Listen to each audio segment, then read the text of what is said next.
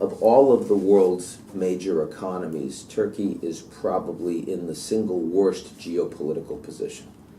I mean, Turkey would love to have neighbors like the United States, Canada, Mexico, two big bodies of water. That would be awesome for Turkey. But instead, they've got Iraq and Syria. And those are two countries that actually are leading the ranking charts for where America actually bombed in 2016. Yeah, I saw that on your tweet.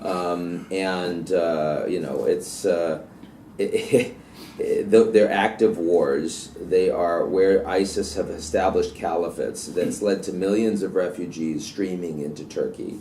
The EU has provided some cash to help them maintain security and pay for these people. But the reality is that the overwhelming burden has been taken on by the Turks. You also have the Kurdish issue in Turkey, as well as in Syria and in Iraq. It's the one people in the region that didn't get a state, right, aside from the Palestinians. Clearly that is not sustainable long term.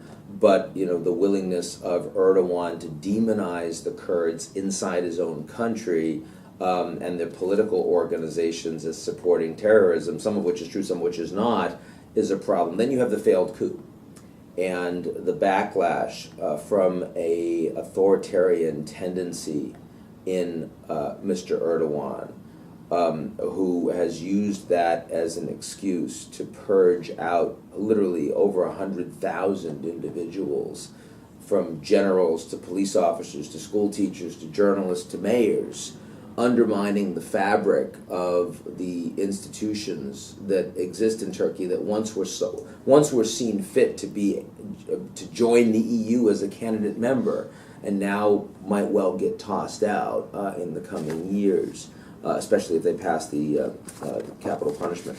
And then this year, Turkey is going to push forward with their own referendum on creating an executive presidency, furthering a tendency towards a consolidated authoritarian regime. There's a good chance they'll succeed in this referendum, and unlike the Italians. And if so, it's only a worse trajectory for Turkey's economy. So, Turkey has so many things going for it.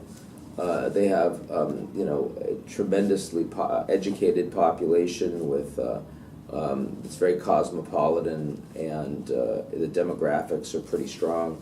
The tourism potential is immense, but the political challenges in Turkey have really made them one of the biggest disappointments in terms of emerging markets around the world. And, it's given their location and the size of the market, we felt it probably deserved to be number 8.